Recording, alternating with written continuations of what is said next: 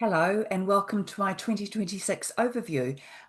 First of all, before I get started on 2026 and what I feel is in store for us there, I'd like to have a little chat first about 2025 and what we've all been through over this year. It's been a huge year again, and it was a number 9 year. So our lives, or the collective lives on globally, work in 9 year cycles. So at the end, number 9 year is of course the very end of the cycle, and so this year has been a year of endings. This is what has to happen in a number 9 year. So with the endings that we've all experienced, is it could have been a friendship, a relationship, a job, a place that you live, an attitude, a way of being, whatever it might be, but something, everybody has had something end in their life this year. And those endings, the more you tried to hold on to those things that were sort of looking like they needed to go, the harder it got for you. And the thing is, when we come to a number 9 year, we have to let go. We have to let go to create space for what's coming next. And we also have to be very aware at this time, with just a couple of weeks or days to go, a few days to go till the end of 2025, it's really important for everybody to just spend a little bit of time thinking about what you have been through this year, what you have let go of, and what might still be teetering, what might be sort of hanging in the balance that you're not quite sure whether you need to move on from and let go, or whether that can come with you into 2026. So it's really important over this next week or so to really have a good think about what you want to bring with you. Does it serve you? 2025 was also the year of authenticity.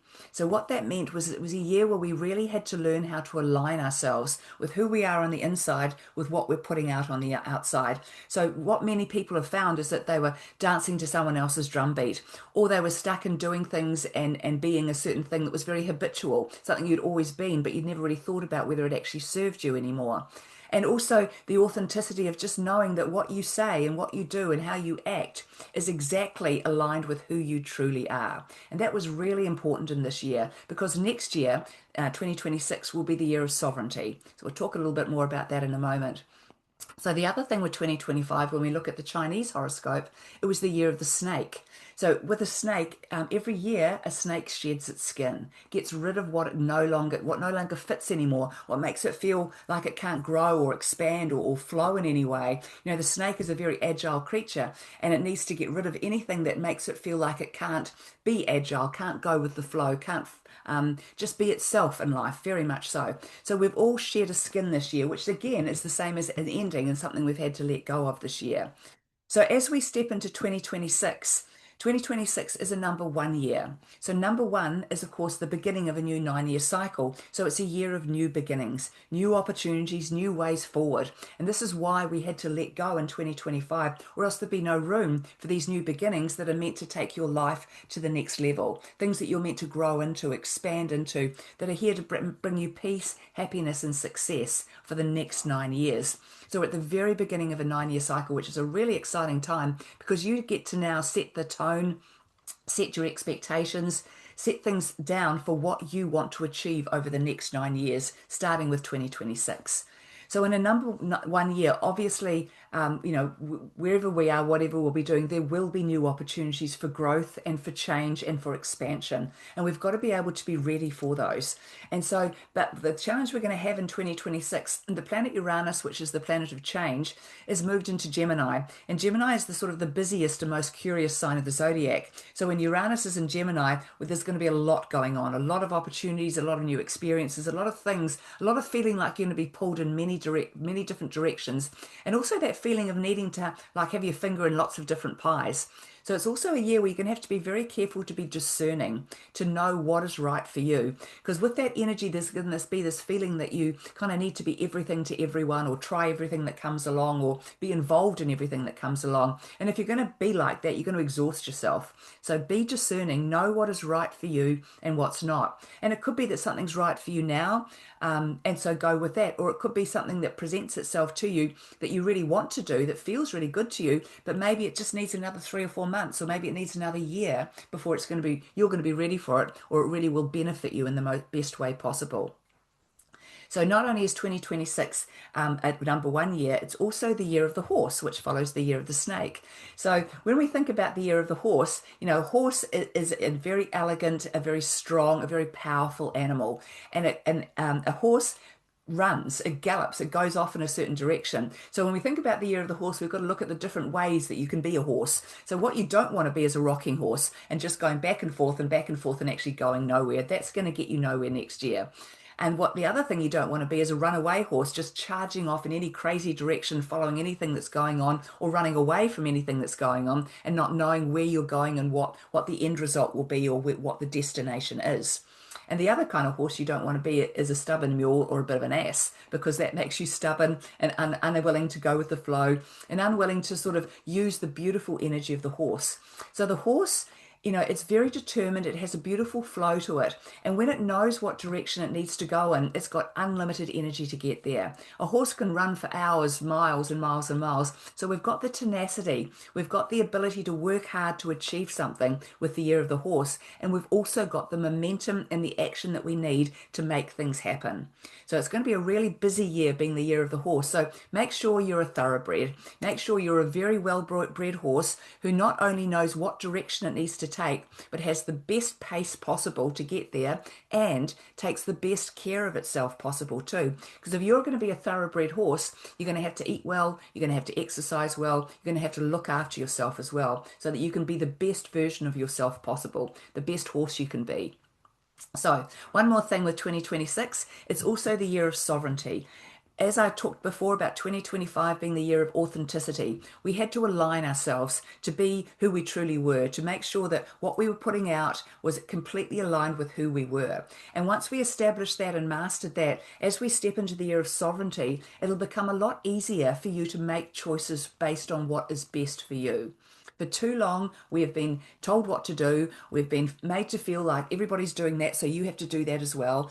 Made to feel like if you did anything different from the status quo or from the narrative, that there was something wrong with you, that you were, going against the grain and you were bad in some way. But really, what we're coming back to is our God-given right to critically think for ourselves, to make decisions based on what is best for you and you alone, not to do what everybody else tells you to do because they think that's best for you. We're coming back to thinking for ourselves, and it's something we've been conditioned out for many, many years, and we're coming back into this energy. Now that we're in the age of Aquarius, we're in this age where being different and having your own gifts and talents, being intuitive, being quirky, all of those things are going to be your greatest assets. They're not going to be things that people would judge you for anymore. I mean, it's going to take a little bit of time, but mainly I'm already noticing that, this is the time we're stepping into where we've got to find the new solutions to the old problems. And the only way to do that is to know that the ideas and the thoughts and the intuition, the innovation that you come up with is valid, so that we're not afraid to share those things anymore. We're not afraid to say, this is what I think, it might be really quirky, it might be really weird, but I think it's going to work. We're getting past that fear of being different. And the beautiful energy of Aquarius is that everybody gets to be different and everybody gets to celebrate being different. And then all of those differences come together to create a beautiful community. And this is really the beautiful work of Aquarius, is bringing people together in their differences, in their division, to be one. We have spent a very long time being divided by the powers that be, and so that we turn on each other and we pick on each other for being different, for not doing things the way that everybody else is doing it on Facebook. But what we're stepping into now is we're not going to be so driven by that sort of social media pressure anymore. People are going to be much more driven by what they feel within themselves and working from that perspective. And that's the most powerful thing you can do. That is that, stepping into your higher self energy, that's being the true you, really walking your path and your soul's journey in every way possible. So in 2025, we had 6 major planets change signs, which is a really big deal. So next year, 2026, there's only 2 of the major outer planets changing signs. The smaller inner planets always change signs every year, some of them very often, like the moon every 3 days, Jupiter once a year. But so the only planets that are making a big shift in 2026 will be Chiron, the wounded healer, who will be moving out of Aries and into Taurus. So we've had 7 years of Chiron in Aries. And so the collective learning with that was, do you think you're good enough? Do you think you can stand on your own 2 feet? And do you think you're capable of leading other people? So those are three things that everybody's had to work through. So again, that lines up with the authenticity, and it lines up with stepping into the sovereignty of next year and having that confidence to know that what you feel to be true and what makes sense to you is relevant, is valid, and is usable. So don't hold back in any way. So the wounded healer, as he moves into Taurus next year, it's going to be a lot more to do with our sense of security, how we're going to make ourselves feel safe and secure in the world around us. And with that energy, it's also about the energy to create and ground ourselves in reality, because Taurus energy is very practical energy. It's very down to earth, and it loves to use its hands. So once again, we come back to this energy with Aquarius and Taurus, now also enhancing that need to work together, to use our hands, to be grounded in communities where we can create things together. So connecting with nature next year will be a really great thing for everybody to do, to actually allow you to heal. When you connect with nature, you don't need to do anything. You just need to go and sit on a beach, walk in a forest, lie on the grass, whatever it might be, and just allow nature to heal you. Allow yourself to feel connected to what is real. Because the only thing, in my opinion, that is actually real in this world is nature, is the trees and the hills and everything around us. That is real. Everything else is a little bit of an illusion. So the other big change next year will be the North Node. The North Node changes signs every 18 months. And so he's been in Pisces for the last 18 months. And in August next year, he will move into Aquarius. So the North Node always brings new opportunities. Wherever he's moving, he brings new opportunities in your life and in your chart. And so when he moves into Aquarius, he's going to join Pluto there. So it enhance that need for innovation, that need for change, and that need for doing things in a different way. And the beautiful thing about this is it really will enhance everybody to use their innovation and their intelligence to find new ways forward. So wherever that energy sits in your chart is where you're going to find it a lot easier to find new solutions to old problems, to see different ways of achieving goals than what you've done before. So my feeling with 2026, it's going to be another difficult year because the 2020s were always going to be difficult, and we're working our way through them slowly and steadily. And I'd like to say they're going to get better as they go along, but they're going to get different. It's not necessarily going to get harder. It's just going to get different.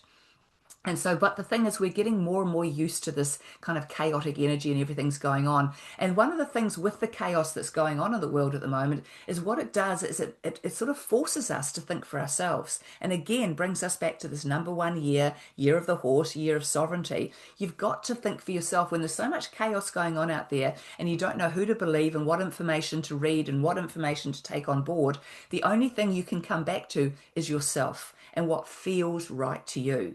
And what feels right to you may not feel right to me, and that's perfectly okay because we will still find common ground. So we've all got to learn that it's okay to go with what means the most to you and what is important to you moving forward in 2026. So, look at this year as we move into it. Look at the opportunities that are going to come your way and don't be afraid to take them. Don't take all of them or you'll exhaust yourself, but be aware, new things are coming for everybody. And so the more we can step into our power and our surety that this is going to work for me, I want this for myself, I want to develop this. This is what we're working on right now. We're still in a little bit of a dream stage with Saturn and Neptune still in, well, sort of seesawing back between Pisces and Aries. And in January, Neptune goes fully into Aries for the next 14 years. And in February, Saturn will move fully into Aries for the next 3 years. And so when those planets solidly put themselves into Arian energy, we will all gain the clarity that we've been waiting for. So don't try and create your structures, your foundations, and your programs just yet. I would definitely wait till the end of February for anything you really want to start creating, getting off the ground, putting out there, especially if it's something you've been working on for a long time or a big dream you've been waiting to get off the ground. Come the end of February, you will have the clarity you need to know exactly how it has to work. You might not know the whole thing and how it's going to work, but you'll definitely know how to take the first steps, how to create the foundation and the structure that you need for this dream that you want to become a reality. So we can spend the next sort of month or so thinking, dreaming, fantasizing, what is that ideal thing you want to get off the ground? And then you get that surety and that clarity come the end of February.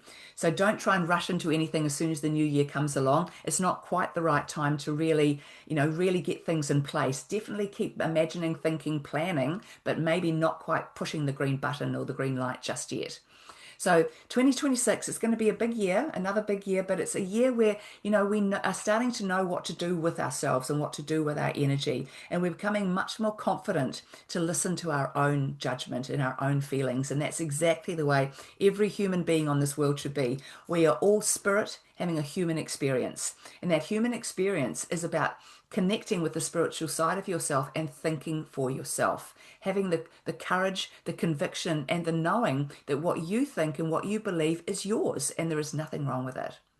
So I wish everybody out here a very Merry Christmas. Behind me, you can see the beautiful New Zealand Bahutakawa, our New Zealand Christmas tree. And this flowers every Christmas in New Zealand. We call it the Christmas tree here. So that is a beautiful thing to see all over New Zealand at this time. And I know all you New Zealanders listening will very much appreciate it. So enjoy this beautiful festive season. Enjoy being with the people that you love. And, put yourself out there. Don't be afraid to change. Don't be afraid to embrace something new as we step into this beautiful number one year. Be that horse, be that thoroughbred, and don't forget that you are a sovereign being and you are loved and appreciated in every way for everything that you do. So Merry Christmas and a very happy New Year. Bye.